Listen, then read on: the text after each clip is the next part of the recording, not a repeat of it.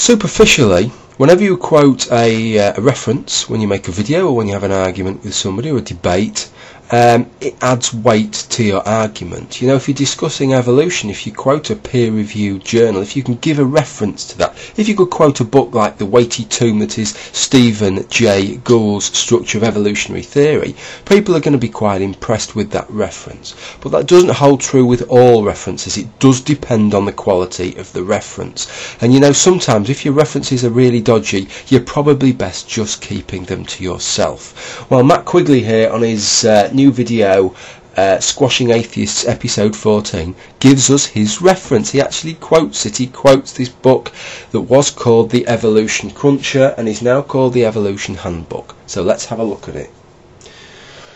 This is the online version. This is the link that MackQuigley gives us. We can see that this book apparently is based on extensive research. That's a claim it makes itself. So I thought, well, this actually looks quite a good resource. I think I should be reading some of this. Maybe I'll learn something if I have a look through this book. So that's what I decided to do. I've been discussing two subjects with Matt Quigley, and feeling that this was probably something he may have got some of his information from, I thought they would be the appropriate sections to look at. One thing that Matt Quigley is very keen on is the Big Bang Theory. So let's have a look at part of what this book says about the Big Bang Theory. The Big Bang Theory has been accepted by a majority of scientists today. It theorises that a large quantity of nothing decided to pack tightly together and then explode outward into hydrogen and helium. The gas is said to have flowed outward through frictionless space. Whoa, hang on a minute. The gas is said to have flowed outwards through frictionless space. The author of this paragraph, this Vance Ferrell, we're led to believe, knows nothing about the Big Bang. He doesn't even understand the basics of the Big Bang. It would appear from this that what the author thinks the Big Bang is an explosion of matter and energy within a pre-existing universe. He doesn't seem to appreciate that the Big Bang is actually an explosion, if you like, but an expansion of space itself. The Big Bang was the start of our space and time, and it is about the expansion of space.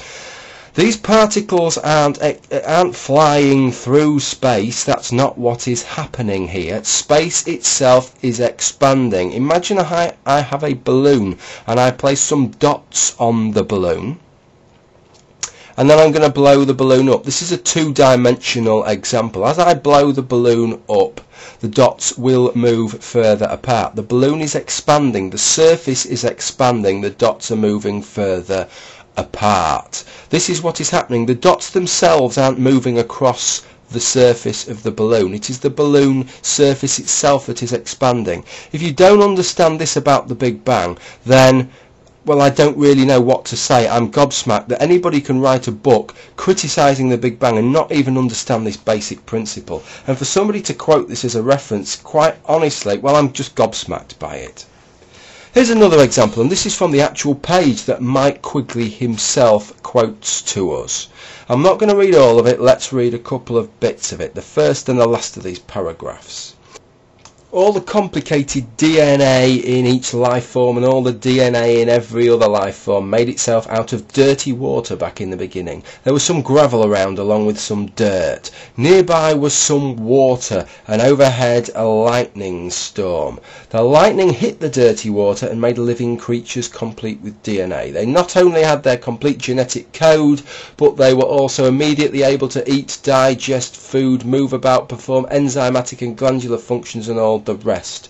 The third paragraph, that same stroke of lightning made both a male and a female pair and their complete digestive, respiratory and circulatory organs. It provided them with the complete ability to produce offspring, and they in turn more offspring. That same stroke of lightning also made their food with all its own DNA, male and female pairs, etc., etc.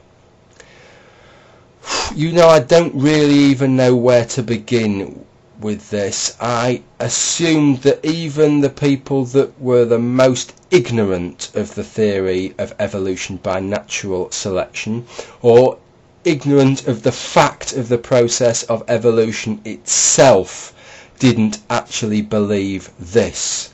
I assumed that most people realised that the initial event did not involve the creation of a complicated multicellular organism, but that there is a chain here. First, perhaps, as we think, to some kind of self-replicating molecule, perhaps through some kind of RNA stage, and then generations, maybe hundreds of millions of years later, to the first replicating DNA-based life forms, then eventually to cellular-based life forms, prokaryotic cellular-based life forms, then eventually to eukaryotes and multicellular eukaryotic organisms.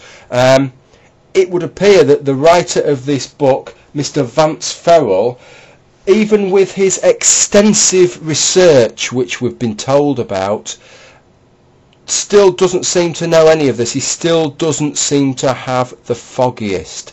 You know, I've seen some pretty weak posters on YouTube, but I've never met anybody whose knowledge of evolution was as bad as this Vance Ferrell's, and I cannot believe that MackQuigley is quoting this as his reference. Shame on you, MackQuigley. I really think if I was you, I'd remove this reference. Do yourself a favour, remove this reference. Honestly, if you've got your information from this book, then I just don't know where to begin. I'm just gobsmacked. I've nothing else to say on this.